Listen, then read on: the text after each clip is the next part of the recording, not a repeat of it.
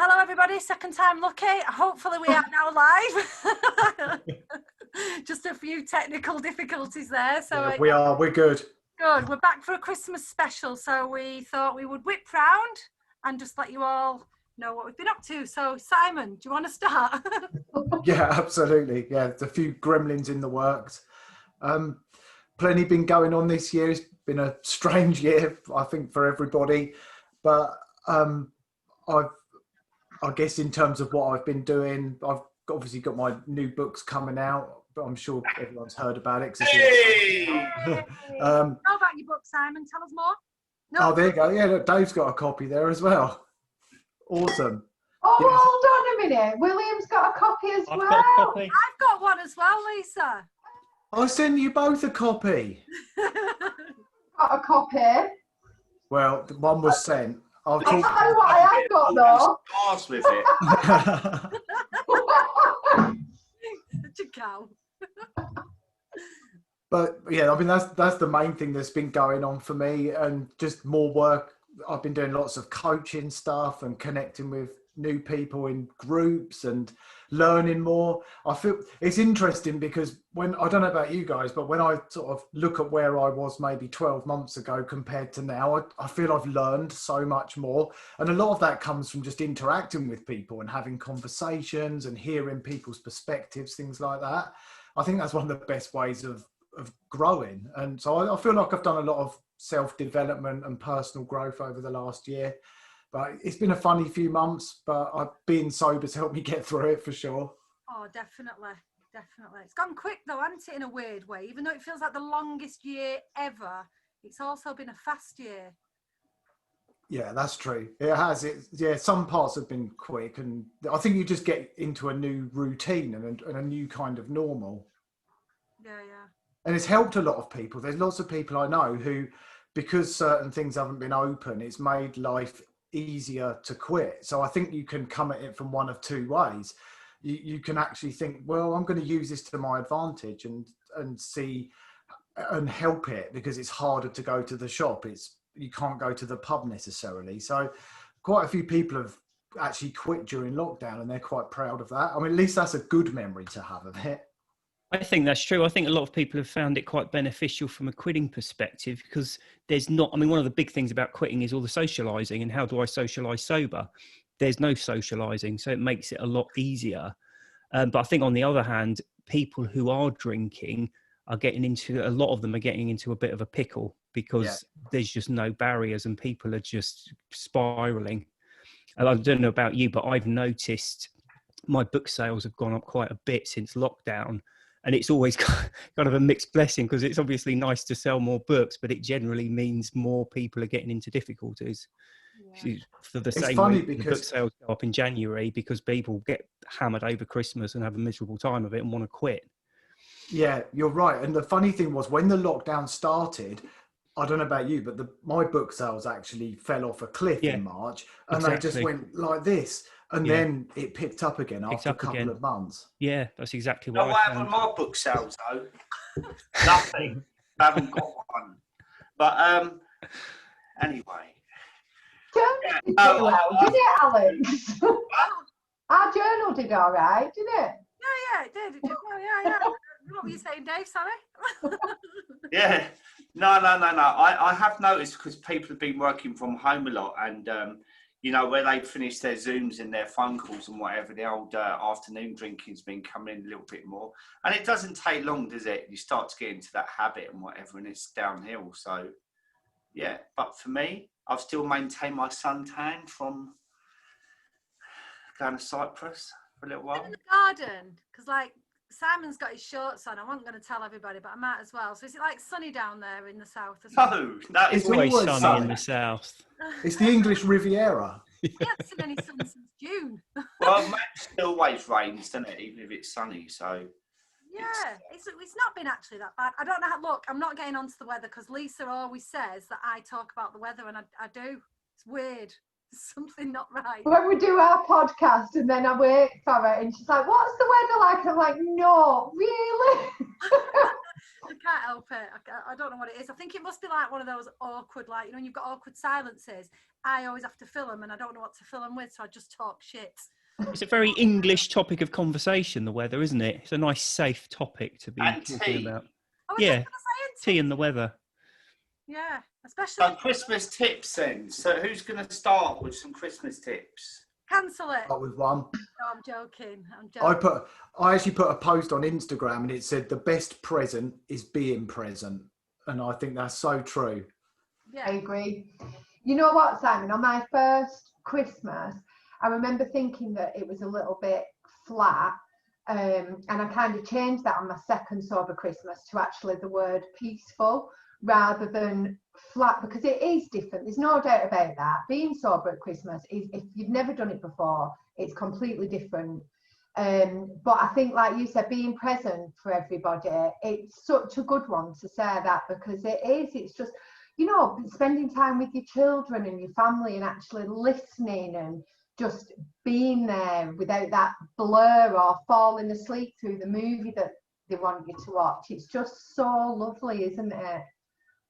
Yeah, it is. And yeah, it's a money can't buy gift. Just actually being there, making memories that you actually do remember. That's when you wake up in the morning, Christmas Day, and you haven't had a skinful the night before. Yeah, I mean, nothing worse, is there? And the kids are all running around at 6 o'clock in the morning. Where's Santa been? Santa been? And, you know, he's 27, my son. And I said to him, it's a bit old. But, but, you know, I can't break it to him. But, you know, and I remember about 3 Christmases ago, Em's dad turned up and I'd already had a few wines. And by 2 o'clock, I was plastered. And the stress in the house, and we hadn't even had dinner. And he said to me, have a coffee, Dave, have a coffee. I was like, what? I don't want a coffee. And, you know, the arguing that it saves you, it's crazy. One thing I think is a really good thing as well. A lot of people have traditions at Christmas that are based around drinking. And I think consciously making new sober traditions is a good idea. Like we would always drink Baileys, for example, at lunchtime and all these sort of things. But actually saying, well, you know, out with those, I'm having some new sober traditions. Maybe it's going for a run on Christmas morning or walking the dog as a family or whatever it might be, but making new traditions and actually throwing the old ones in the bin. Yeah, it's like, I know that every Christmas Day, since being maybe 22, 23, one of my traditions would be taking a nap. And I was convinced, even up till 2 years ago, I was convinced it's because I had an early start and not because I downed 2 bottles of Prosecco and the Baileys and the red wine that I had with the meal. You know, I've had an early start, I need a nap. And like, funnily enough, I didn't nap last year at all. I was actually like, wait, this has been a lovely day. Remembered it. So yeah, new traditions, I'm definitely for those. As long as I think that's a good. In the morning, I'm a bit worried about it this year because my littlest. No, I was thinking about this earlier though. That part, it's absolutely chucking it down. Part of my maybe a Christmas tip is to prep the food early, because part of my drinking was around prepping the dinner, because it's always an excuse for me to start drinking. So maybe start prepping the turkey, the potatoes and whatever, like when you get up in the morning, because then if you have recently just given up drinking, then it's another trigger you haven't got to sort of think about. Yeah, that's a good one. I know I always recommend to people in any situation really, but particularly in the run up to Christmas, if you're keeping a journal, actually think about it ahead of time and write down any people, places, behaviours, any situations that you could potentially drink around, and put some boundaries in place. If, you know, if there's an uncle coming over who triggers you emotionally or triggers you to drink, then it's okay to say no and do your thing. So just assess, almost doing like an audit ahead of time and thinking about it is sensible. I think people who've stopped drinking during lockdown, one of the things that I've heard a lot of is people being sent or given alcohol as presents because they haven't yet disclosed they've stopped drinking, and that can be quite triggering. And there was a post actually in our group the other day, and somebody had been given this bottle of alcohol, and the support from people was just like, give it a neighbour, give it away, tip it down the sink, sell it, you know, like it was just. I love the tip it down the sink. Yeah. Do you remember when we had somebody do that on the Yeah, it's sober brilliant. sessions? I just think you get such a good buzz out of doing that. It's like you feel really defiant, don't you? Like, just, you know, you kind of cracked it when you can just pour it away and think, yes. It's funny as well. Sorry, Dan. One of the things that we had a big debate about this, because giving it to a neighbour, you know, how does that sit with being sober? So I actually think pouring it down the sink is probably the right thing to do, but you could re-gift it, I guess. I want to ask you guys that actually. Would you buy alcohol for somebody as a gift? No, I don't. I do. I do. Do you? Yeah, I do. Bet you do. No, I remember I was. Sorry? It's funny how we all sit differently with that, because I wouldn't. I feel like I'm going against what I believe in by giving it, and I will scour and scour for something else. Because I think what was lovely about when I stopped drinking is actually receiving gifts that weren't alcohol related. I was like, oh my God, nobody just associates or identifies me with that anymore. I wouldn't assume though, Lisa. So like I wouldn't buy somebody I kind of half knew, or, you know, a teacher or someone like that, a bottle of something. I wouldn't do it that way. But if like my auntie, who I know enjoys wine, I would go and choose her a favourite wine, because me not buying it, she's not going to have a bottle less. She'll just go and buy her own. I do that because my mum and dad drink, and they really enjoy wine. They drink quite a bit, and there's no way they're going to stop. And I could buy them. I could rack my brains for months to think of a present, and they're not going to particularly like it, but they genuinely like getting a bottle of wine. So I kind of think if I don't buy it, they're not going to sit there and not drink. They're just going to buy their own. No, mine's actually going through the whole process of it. Actually going to the aisle where the alcohol is, and there's people there reading the label for where it comes from, whatever. I used to read it to see what the percentage was, and then it's just that whole sort of process of people's trolleys filling up with booze and whatever, and I'm standing there, you know, thinking, oh, what do I get? I want to spend as little time in this aisle as possible. And I just feel a bit uncomfortable. So I try and come up with, you know, different things, just protect myself a little bit, I suppose. Such a subjective thing, isn't it? And it's the same with like alcohol containing desserts or food that's got alcohol in but maybe cooked out, and then that's very different to food that's got alcohol added and not cooked out. I personally, for example, wouldn't have liqueur chocolate which has got the alcohol untreated, because I'd be triggered. I just can't see the point. Like, I don't really want it. I didn't ever like the taste of that shit anyway, so why would, look, I'm the swearer tonight, so why would I? But then I would quite happily have steak cooked in red wine if it was cooked out. That wouldn't trigger me at all. Some people be like, no, if you're doing that, you're not alcohol free. But then again, I think if I accidentally drank alcohol, I wouldn't be as devastated as some people. I'd just spit it out and go, oh God, switch it back. So maybe it's all like personal choice, and there's no, you know, who said that 0.5 and above is wrong and 0.5 and below isn't? Exactly. There's no rules. What's the beauty? Alternatives, alcohol free. That's good to think about, Alex, as well, what you're saying about if people maybe drink by accident. So that's a good tip of like not to throw everything away. You know, if you do pick up somebody else's glass by accident, I know we said it on the Instagram Painting the Town Sober's little advent that she's doing, but maybe, you know, like put a charm around your glass so you know which is your drink, so you're not likely to pick up one. Because I have heard that people have done that and then thought, oh, well, I've had it now, so I'll stuff it. But it's kind of, we've got to think realistically, haven't we, that if that happens, that's an accident. You've not done it on purpose. You don't have to throw away all your hard work and your sobriety because of something like that. The same with the dessert. You know, we had one of our ambassadors was saying that she'd had an incident with a tiramisu, and it really sent her under. She went into a bit of a panic because she'd had it and was like, oh my God, what shall I do? But she'd received support from people and was all right. So yeah, don't throw everything away because of an accident. Yeah, I've accidentally had alcohol before. You know that night nurse you have when you've got a flu or something? It's like 20% alcohol. It's like Is it having a glass of really? sherry. Yeah, it was years ago and I wasn't feeling too good and I had it and it was like, oh, that's familiar. And I checked the label and it's like 20% alcohol. That's a lot, isn't it? Yeah, it is. It's like having a glass of port. That is Chuck a that on lot. top of your Know flu. about alcohol, that doesn't it, William? Because if they're having to put 20% alcohol in night nurse to knock you out, then surely wine. Yeah. And also, when you do, like you mentioned about 0.5 drinks, which always creates a bit of a debate. Yeah, but like burger buns, but actual burger bread buns are 1.5% alcohol content. Must be Burger buns. Yeah. Because of what, Alex? It must be because the yeast has fermented. Yeah, that's crazy. I've heard of like banana, but Yeah, and never bananas. buns. Yeah. Well, the bacteria you've got inside your digestive system creates alcohol. That's why when they do tests for drink driving, it's never 0% blood alcohol because everyone has nominal amounts of alcohol in their bloodstream. So if people are being extremely strict, it is impossible to be alcohol free because that bacteria within inside you is excreting small amounts of alcohol.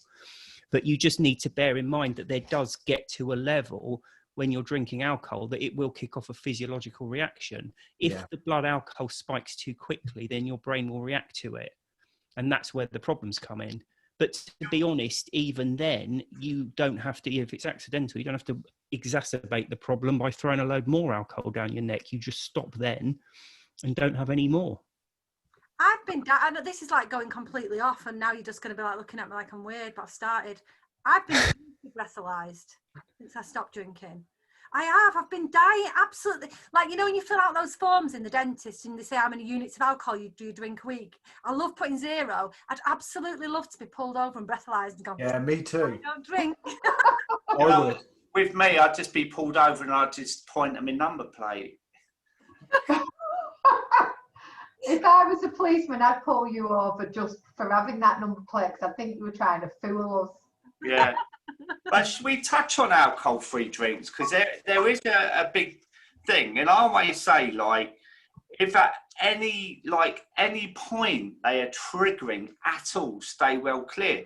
But I also know people that they really help them in the beginning, you know, like the odd one here and there, and it takes away that urge and whatever. And I've never struggled with them really at all, you know. And I know it's a grey area about it. But what do you guys think, you know, about having like a no secco with Christmas dinner or an alcohol-free beer? Or I think it's useful. I think people need to be slightly careful because in this country, alcohol-free is 0.05%.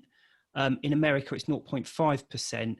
And that's a difference in alcohol. If you're talking about blood alcohol levels potentially spiking, that can be enough. Sorry, I'm just plugging my charger. That can be enough. But actually, of more concern, there was a study done where they got previous heavy drinkers. Okay, so these are problem drinkers, dependent drinkers, and they gave them alcohol-free lager, and they measured a spike in their dopamine after drinking this alcohol-free drink.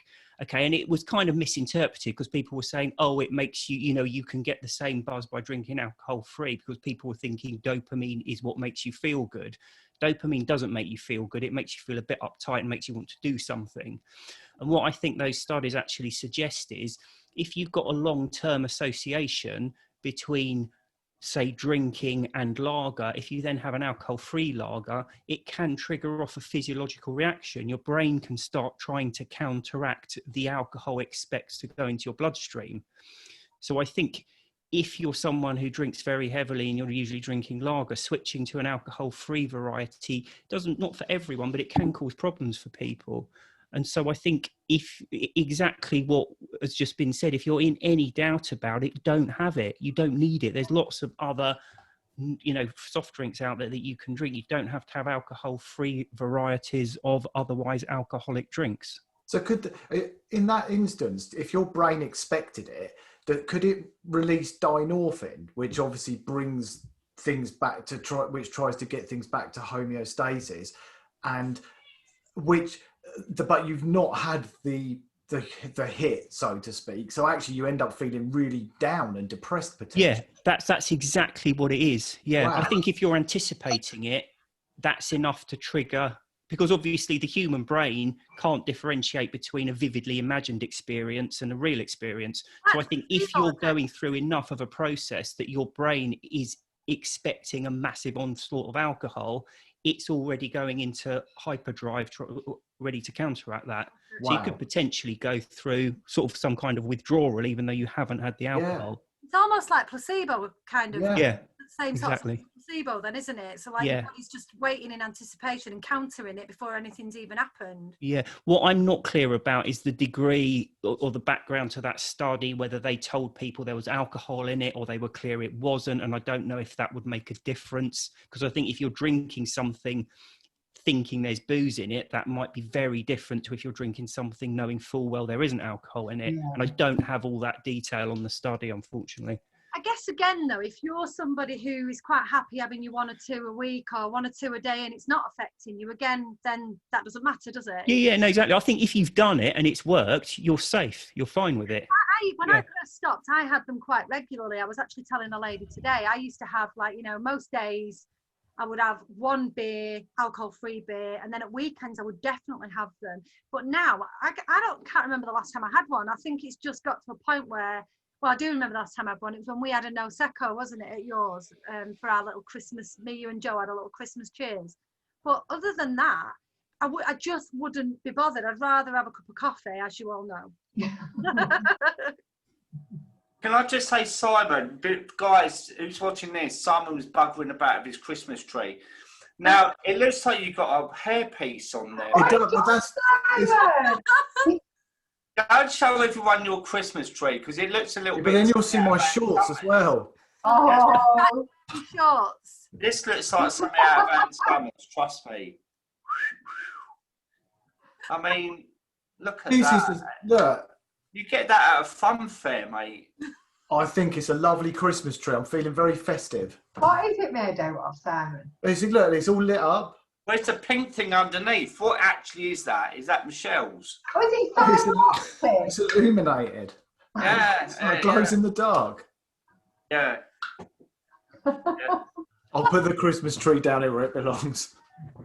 Can I just tell you about alcohol-free drinks? One other thing, and the same lady I was speaking to about this, actually, if you do like them and you are okay with them, recommended one from Dry Drinker called Twist. And it's like a Bailey's alternative. I've never tasted anything as real as the real thing in my life. So if you are triggered, don't do it. But if you're not and you want a replacement, they're pretty good. I felt like I was having a Christmas Bailey's when I just sipped and tasted. I've seen those. I haven't tasted it. I've heard they're really good though. They are. They're incredible. Like, I mean, I'm sure it's a long, long time since any of us have had a drink. So I probably just can't remember. But to me, I couldn't tell the difference. So I guess, like I say, if you trigger, you wouldn't, because they were someone actually, that's a good segue actually, Alex. Someone actually asked how long we've all been sober in the comments. So who wants to go first? I've just done 18 months. I'm the baby now, I think. Hey, Well done. What about you, Lisa? I'm round about the same time as you, Simon. Are you coming up to 900 days? I know this because 2 people in my group are the same. I haven't looked at the days for so long. It's like 2 years and I don't know, 2.5 Yeah, years. one of my friends, Kathy's around the same, 894 days on my app. Oh, you can't see it there. But... Not that she's counting. Oh, that was the hours. No, I don't. I very rarely look at it. No, it's on the app. I've not counted the hours myself. I'm going to look now. You know what I do just want to say about that, actually, is that, this is my 3rd sober Christmas, and in truth, I don't ever want to drink any. It doesn't cross my mind. I don't want one, wouldn't think about having one. There's nothing that I can imagine would cause me to want to drink, and I'm not saying that in a showy off way. What I kind of wanted to say that for is to give people hope in a little way. You know, if they are struggling, that you can kind of get past that, and eventually you won't want one. You won't think about it the same. Like Nate, for anybody coming up to the first one, it can seem so overwhelming. It's on the television, it's on the adverts. You can feel like everybody around you is drinking apart from you, and it can, you know, you can feel quite isolated. But actually, that passes and it does get easier, and eventually you will get to that point like where you say you're not counting anymore, you're not thinking about it the same. And I don't think about it the same anymore. I find it hard to think of tips because it doesn't cross my mind anymore. Do you know, I did a post a few days ago actually about giving up now rather than waiting for dry Jan, because it's you can get a Christmas and New Year under your belt, and it gives you such a boost, you know. How And good would that be? It's like I was getting stuck in some mince pies the other day, and I thought, oh, I'll wait till Monday until I stop eating these mince pies. And I thought, you know, that's what come to my mind then, was actually there's no real time to actually give up, is there? It's like, because you're always going to put it off. There's always going to be something. There's people say to me, oh, but I've got a wedding next month and it's my birthday, and I've got a works bash on, and there's never going to be a good time. Yeah, And someone said to me the other day, actually, should I wait till January or should I quit now? Yeah. And my answer was now. Why wait? Exactly. But that psychological thing that you've already done the Christmas and New Year must give you a big boost, you know. Yeah. So next year would be your second Christmas. Yeah. Years then that means, doesn't it, Dave? Because didn't you stop in a January? Yeah, I stopped on the 7th of January, yeah. You're coming up 2 years. 2 years in a couple of weeks. I relapsed yesterday, but apart from that, it's 2 years. Did not. I've checked mine, it's 887 days. How many And hours? now we- If you don't know your hours, you're tapping as good as Lisa's. Oh, no, it hasn't got hours. It's 2 years, 5 months and 3 days. What's Oh, yours, I've William? got that app as well. I've got 2 apps. I'm so greedy. I've got that one as well. That's the I Am Sober one, isn't it? Yeah. It's prettier, that one. I like that one. You don't even know how long you've been sober for, I bet. Me? Yeah. No, I quit in February 2014, so it's 7 years for me in this February. Wow. So, yeah. 15 years on here, is there, sobriety? Apart from my night nurse incident. Did your wife mind about her, or? Yeah. Another thing, Christmas tip that I thought about earlier was to maybe download some films, because you know when the afternoon's like and you had your dinner and that's when you've had your wine at the table and that, and you can get a bit edgy because you're a bit bored. And I think sometimes if you plan a few films, sit with the kids, it just takes your mind off things. Yeah. You don't like films, do you, Lisa? You do me. I don't. I hate waiting for the end to find out. If you download it, you can wind it forward. Yeah, you know, like people enjoy a story unfolding. Lisa just like, I'm waiting for the end. I hate It waiting. frustrates me, you know, like they just frustrate me, films. Yeah, they do. They just annoy. There's one of the comments I'm interested. So this isn't about films at all, but Jackie, who's in one of my groups, actually, her and her husband John both quit together. Oh, And amazing. Jackie's posted, after 7 months without alcohol, I now want alcohol. Can anyone speak to that? Fading effect bias. Go on, William. Yeah, talk to Jackie, William. So there's a tendency among human beings to look back on past events more positively than they were when we actually experienced them. Okay, so this is a universal human trait. It's not just to do with culture. Everybody looks back on past events more positively.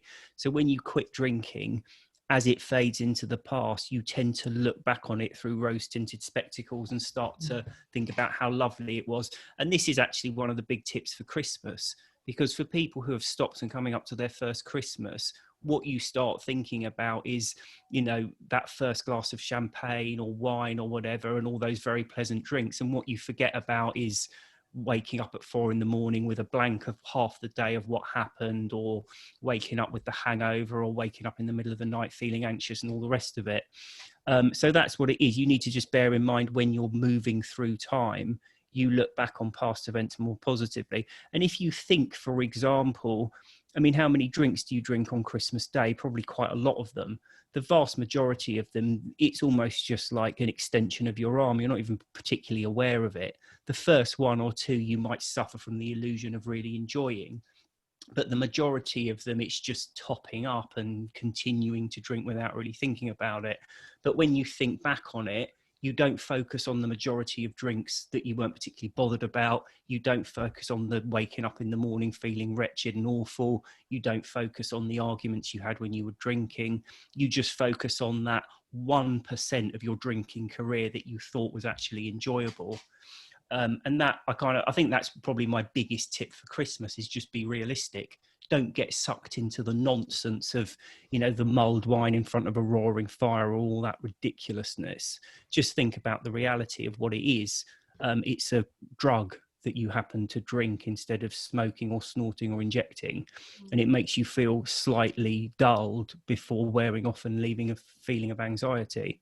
The majority of the pleasure in Christmas drinking is the fact that you're tired and hungover from the previous drinks. So you have one to make you feel better. If you're not drinking, you don't need that boost because you've already got it. Yeah. I'm glad As our sober fishy said, God has spoken. Yeah, that's I love it. I'm glad that fade-in effect bias doesn't happen with ex-husbands. That's still Sorry, I'm not trying to. Do you know what? I always say that to people, because you're in a relationship with drink, and when you finish it, it's like William said before, it's the fantasy that you miss. yeah. And when I think back to some of the relationships I've had, I think, oh, we did have some good times, really. You know, you think of the good times, but in fact, 90% of it was terrible. And it's good to remember that. And also what we say about winding forward, how you're going to feel the next day and the next day and the next day, because, you know, so it is the first couple of drinks, isn't it? And then it all goes bandy. And another question, Catherine said, could you give some tips for people who are early on? I gave up on the 1st of December, looking for some motivation to get through Christmas. So who would like to take that one? You know what? One of the things that I was just going to say, which kind of relates to this question, is I was speaking to a lady the other day, and she was saying, you know, I just can't, she's early days. I can't imagine just feeling like this for the rest of my life, waiting for it to pass. And I think it's really important to recognize that you're currently thinking ahead with your mindset as it is right now. But over time, your mindset changes. If we all felt like we do in the first 30 days forever, then we wouldn't be able to sort of get through it, probably. It does change the way you feel about alcohol. You get stronger, you get more resilient, you get more tools in your toolbox. You don't feel how you feel now in 6 months' time. You know, so I think that's really important, is to realize that right now when it's new, you're learning. It's not how you're going to feel when you get through, and that's how I always try to think of things when they're a first. You know, this is the first time I've done it. Once I've done it, and then I will be able to handle it better next time.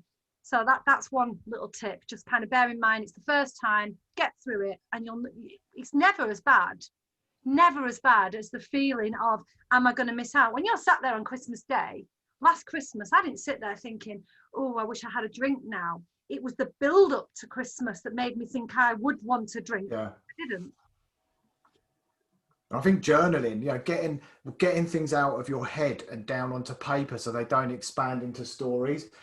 Somebody sent me these. They're cards with the names of our different feelings on, and I'm always encouraging people to write down their feelings and actually label their feelings. And I think in the first month, that's a really good thing to do. So I'll just pick one, which is happy. Look. Oh, I like that one. Or you know what? I don't like that one. Gratitude as well. I know it's really cliche and we talk about about this a lot, but I think remembering all the amazing things about being sober, you know, we can focus on all the bad things and what we're missing out on and this and that, but actually what are we grateful for? You know, waking up without a hangover, being present for friends and family, clear skin, shiny hair, there's so many amazing things about being sober. Like I know, again, cliche, like, but the gift that just keeps on giving, it really does. And I always say this, everything good that's happened in my life is because I've been sober, everything. And I think if we can remember that and maybe write them down, and if you're struggling to find things to be grateful for, one thing, just think of one thing in the morning to be great, and it really, really does become more natural to you then. But yeah, being grateful. You know what I say as well, sorry William,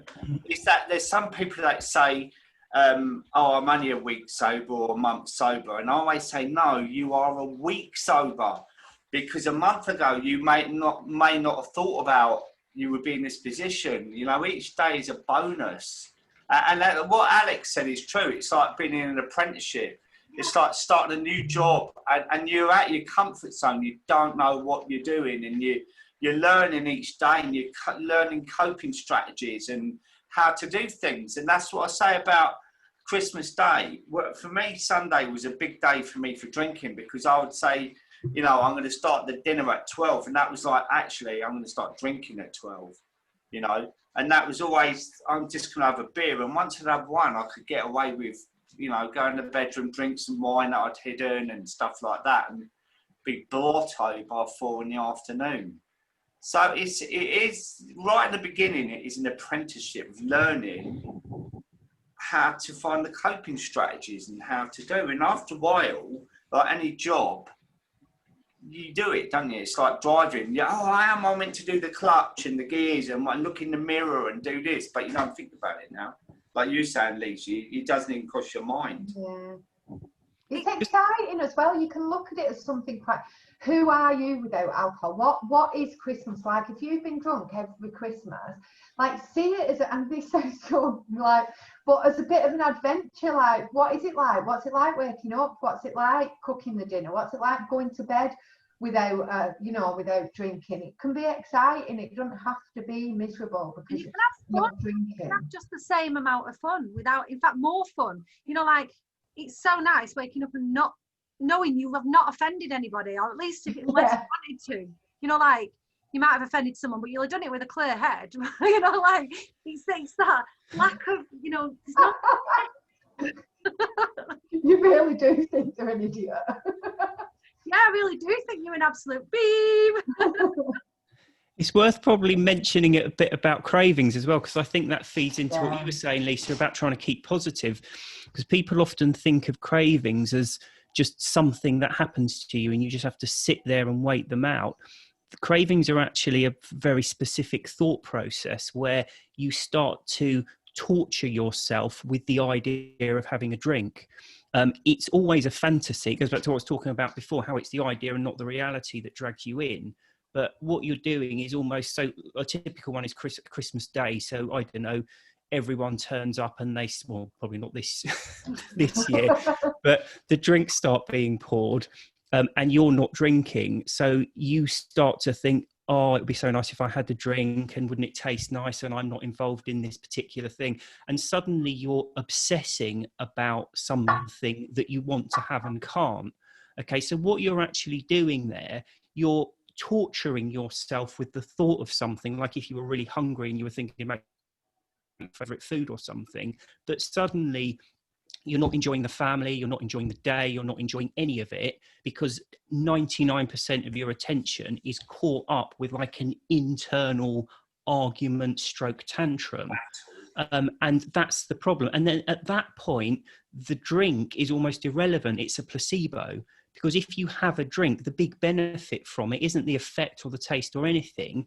All it's doing is negating that unpleasant little internal tantrum. Now, if you're keeping really positive and seeing alcohol as an enemy and thinking, oh my God, this is brilliant, I get to enjoy Christmas without having to throw this muck down my throat, actually you can completely bypass the whole craving thing as well. And the way to prove that as being true is if anyone's ever been to the shop and they've bought their booze for the evening and you've had a feeling of a sort of a release of relaxation just from picking the bottle up. That proves that it's the anticipation of it as opposed to the act of drinking it that you're craving. And what William said is exactly right. And that used to happen to me. I'd buy the alcohol and suddenly I'd relax. Suddenly I felt a sense of excitement. And that also explains as well, very interesting, why people can go all day not drinking and then really crave it in the evening, because they know they're not going to drink during the day. They're at work, they're doing whatever, and they're not going to drink. So they're not torturing themselves by thinking, oh my God, what would it be like to have a drink now? But when the clock hits 5 o'clock or 6 o'clock or whatever, and that's their drinking time, and suddenly that's all they're thinking about, that's how that aspect happens. Because people often say, I'm fine during the day, but...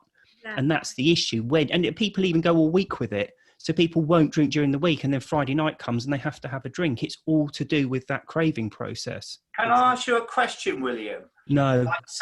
Can I ask you a question, Lisa? So, what percentage, William, would you say was habit as well? So, say that they always call it the opening. Everyone has their own opening hours. And mine was probably from 5 o'clock till 8. And if I got past 8, 8:30, I didn't care. It was always that slot. So what part of that is habitual?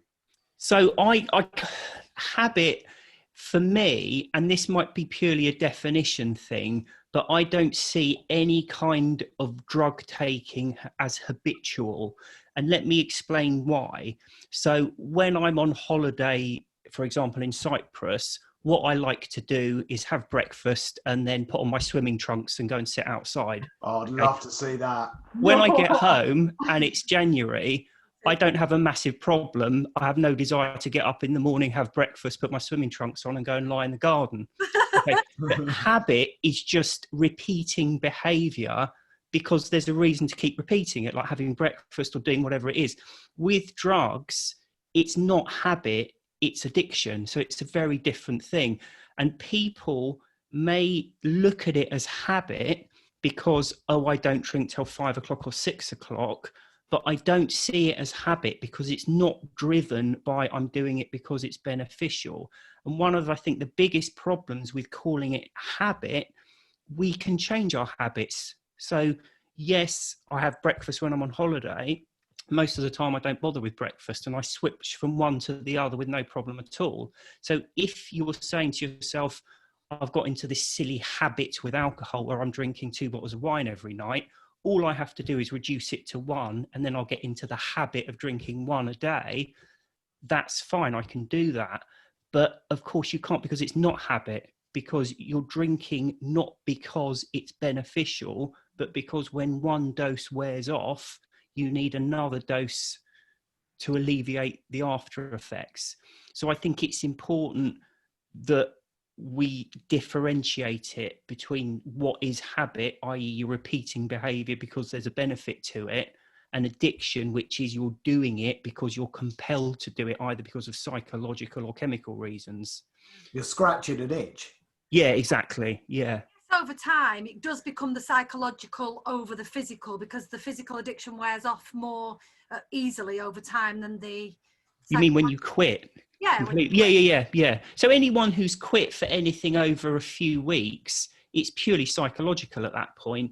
It's looking at it as, I would really like to have this. And like a typical one, and it's a great time of year to talk about it, Christmas isn't the same without drinking. So then you're not going to enjoy Christmas, and instead of actually just getting into it and enjoying the day, you're worrying about, should I have a drink, shouldn't I have a drink, what would it taste like, aren't I miserable without it? And suddenly that's where your focus is, that, as I say, that internal tantrum about whether I should drink or not. Yeah, there's a couple of tips I've got for that actually, and one of them is when you start thinking about, I'm not going to enjoy whatever celebration it is, we'll go with Christmas because that's where we're at. I find it really useful to write down everything you do enjoy about Christmas or said occasion, because actually you'll find that alcohol, if you write it out, you'll find that alcohol's actually a really small part of what you look forward to. Whenever I ask anybody about what they enjoy about Christmas, they go, oh, I love the dinner, I love the weather, I love the time with my family, I love, you know, and the weather. Time with the family as well. The worst part of Christmas. And then the other one is, you know, if you do get that voice coming in, you do have to remember that is just thoughts. It is just psychological. And it just, rather than entering into that conversation and torturing yourself, like you were saying, William, just tell it to shut the F up and bugger off. You don't have to talk to it. No, and the other thing to bear in mind, I said this a few times, there's something in the region of 8 billion people on the planet. Okay, roughly half of them don't drink alcohol, be it religious reasons or cultural reasons, or it's just not available. 4 billion people live their lives. Okay, they might not all celebrate Christmas, but they have birthdays and weddings and other religious festivals. They go, they dance, they have fun, they laugh, they live their lives without alcohol. It's only in the West, where we drink alcohol a lot, that we suddenly find we can't enjoy occasions without drinking. And what's that if not drug addiction? I cannot enjoy this because I haven't got my drug, which enables me to enjoy it. And in the West, less than 5% of people don't drink. If you take out the religious reasons, less than 5% of people. We're the sober rebels. We're the minority. Yes, I noticed that. I like that, Simon.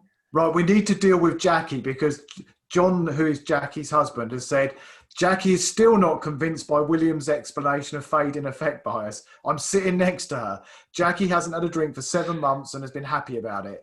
Does anyone, apart from Jackie, think it's a good idea for her to drink alcohol tonight? And then everybody's saying, don't do it, don't do it. How are we going to convince Jackie that it's a bad idea? But what about when you wake up at 4 a.m, unable to sleep? I think you'll be pretty certain then that it was the wrong decision. I think that's the problem with it. People always regret doing it and they never regret not doing it.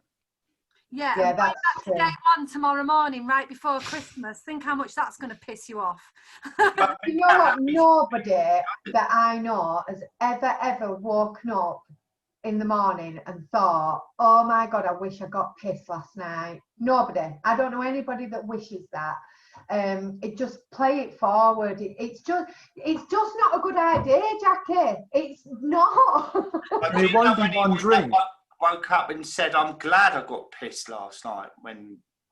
Yeah, nobody's ever done that. Oh, I'm loving this hangover today. It's wonderful. My ex-husband would have said that just to prove he would have actually said that, I swear. Not that he's ex. Yeah, exactly. You know, while we're on this, can I just say, Kerry Gormley's just commented on here that she's got a bottle of champagne as a present at work for doing so well. What would you tell her to do with that? Give it to someone who deserves it, Kerry. And I don't mean somebody nice. No, get rid of it. Tip it down the sink. That's a good one to tip down the sink, I reckon. Well, you could shake it up and oh, yeah, the cork out and just spray it out the garden. I love our acting then, Alex. Yeah, what do you think, Dave? What should she do with it? Give it to someone. Yeah, that's what I think. Give it to William's mum. She'd love it. With a copy of his book. Yeah. Yeah, that's a good idea. That is a good idea. So have they read your book, William? No. My mum's not read mine either. Definitely not. I won't touch it. No. Has anyone got any tips for the evening then? Once a day's gone and there could be relatives staying and who like a drink. My tip would be you don't have to stay up. I was going to say exactly that. Get up with it and that. Just go to bed because... Nice early night and enjoy Boxing Day. Horse racing's on Boxing Day. It's always a good watch. Get a peek in. Can't wait, me, for Boxing Day. Why? What are you watching? The horse race, and I always have some bets on Boxing Day. Well, they'll be doing it. I don't. Oh, bye. That's awful. Don't tell me that. And obviously, watch out for cross addictions like gambling. Yeah, of course. Yeah, this is an annual thing for me. Okay. But you know what? I think the self-care and you know, having a bit of time on your own. If you've struggled all day, or you know, if you found the day difficult, even in the day, to go upstairs and just have half an hour out and recompose yourself is a really good thing. You know, rather than struggling and. What about getting like a bit of a sober buddy? If there's anybody in any of the groups or posting in the groups and things like that, because sometimes just getting it out and just saying to somebody like, I want a drink, or my family are driving me insane. You know, there'll be loads of people in the same boat, so to speak. So kind of stick with your groups and talk about it. Let's communicate, you know, even on Christmas. At the end of the day, it's a day. It's just a day, one day. Yeah, right. 12 hours awake. Yeah. Well, Let's say that you have. then you're like 16 hours awake. Because if you've got a 4-year-old like I have, I reckon he's going to be up at 4 in the morning. So there's no way I'd want to be hungover on that day. Geez, no way. In my program, we're actually doing a Zoom call on Christmas Day evening, because I thought, to be honest, it'll give me a break from the family, and I quite enjoy it. So we're doing a Zoom call. You know what, Simon? We've got a Christmas Eve and a New Year's Eve Zoom going on as well that people can join. We'll put the details in the group. But yeah, we thought they're quite tough times out there for people on their own. So we've got like a sober lounge on Christmas Eve and New Year. And there's a thing you've just raised there. I know we haven't got long left, but like loneliness at Christmas as well. People who are on their own, especially with what's going on at the moment. Any tips for that? I think that if you've got technology, and clearly those people who we're talking to have, use it, because, you know, I've seen things all over, even people like LinkedIn, people on LinkedIn are doing things like, does anyone want a check-in Zoom? And there's loads of these kind of random Zoom meetups.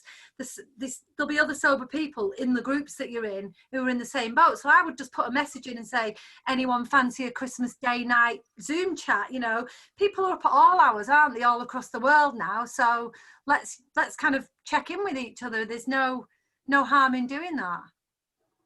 Yeah, and I mean, our DMs are open as well. I mean, like, I always make sure I check mine as well.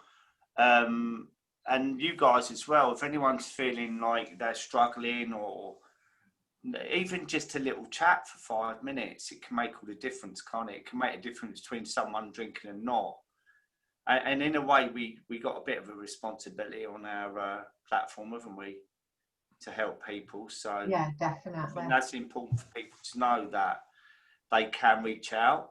Should we put our details in the chat afterwards if we all put on what we've got going on? Because I think between us, we've got quite a bit going on over the Christmas period, so nobody has to be on their own. And audibles, of course, guys. Yeah, we've got some really good books on Audible that you can listen to. Yeah, And yeah, exactly. Another one, Simon, you put on a great post, didn't you, about all the podcasts as well, which I've put a link on my bio as well, if people want to access that. All things like that, innit? You know, when I say about having half an hour on your own, you can just chuck the headphones on and shut your eyes and listen. And it just makes you feel like you're not alone with it, doesn't it? Yeah, and I think going back to what you said, and I know it's kind of repeating it, but it is just one day, and don't build it up in your head to be anything more than what it is. It's the 25th of December. It is one day. You know, it's no different than sitting there today without a drink, unless you build it up to be something more.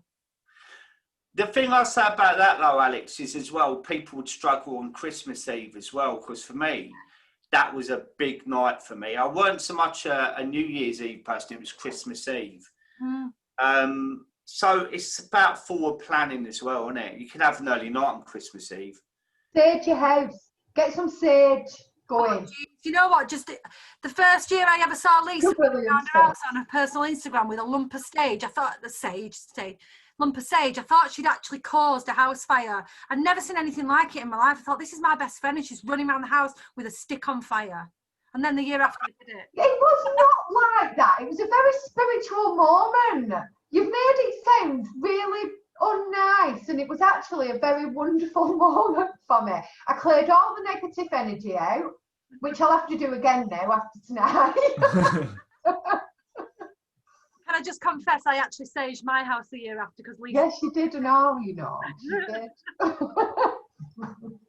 Yeah, create new traditions. I think we said that before, but and give Father Christmas hot chocolate. Yeah, we don't want any piss Santas flying around. It's not on. I think the other thing on the back of that as well is just embrace the JOMO, the joy of missing out, not the fear of missing out. Yeah. You're not missing anything. Nothing. It can be amazing. And Can I just say what you said there, Simon, as well? As a kid, I always remember Christmas afternoon, my mum and dad always falling asleep. And it was such a crap part of the day for me. Yeah, right. Yeah, yeah. You know, what are we going to do now? We had all these toys and that. But, you know, that's another thing. You're not going to be nodding off, dribbling into your flipping mince pies. That's so true, because when you were a kid, Christmas morning was just excitement and presents, and then the afternoon felt like a boring Sunday. Yeah. Yeah, it did, with the rubbish film. Yeah, and the parents were letting us down because they weren't present. And they wouldn't play with your presents. Yeah. Yeah. Yeah, we're not those parents, are we? That's a brilliant. I'd never thought of that, Dave. Yay! You can be a 100% parent, permanently there. We can watch Columbo the Christmas special with the kids. What more could you That's want? a great one. Or Gremlins I love 2. Columbo. The half people don't know who it is. Gremlins always reminds me of Christmas. Does always. me. You know, the beginning bit in the snow where he goes to the bank. It gives me a weird feeling, that film. Anyway, on that note. I'm just seeing if there's any more questions. Gremlins. Tamara says she loves sage. I don't know what the sage thing's all about. Yeah, go on to Lisa's personal Instagram, she'll show you. I'll be sure to check it out. I don't think it's on there anymore. I'll let you know. So it's good. I've got Palo Santo now, I think it's called. It smells a bit nicer. We better round it off, guys. Is there anything you want to finish with? Just have a lovely Christmas, everybody, and, you know, have fun, relax, enjoy yourselves, and, you know, you'll come through this, and by New Year's, you'll be thinking, what was all that fuss about, and what a wonderful, sober Christmas I had. Yay! And reach out support when you feel you need it. Yeah. And also, Dry January is a fantastic month as well. You know, everyone's on that, and I just think I'm certainly there if you want to message if you're in trouble with anything or just want to say hello or whatever. I'm sure we'd all agree with that. Have a lovely Christmas and New Year. I'm sure we'll be chatting in between. Don't be on your own. Reach out if you need anybody, because, like you said, we're all here. We'll see you. William, are you still here, or is that I think William's put a cut out again. Am I stopping the live? Are we going to say bye? Well, we'll just say bye. Goodbye, guys. Bye, Have a great Christmas. See you later. Bye. Bye.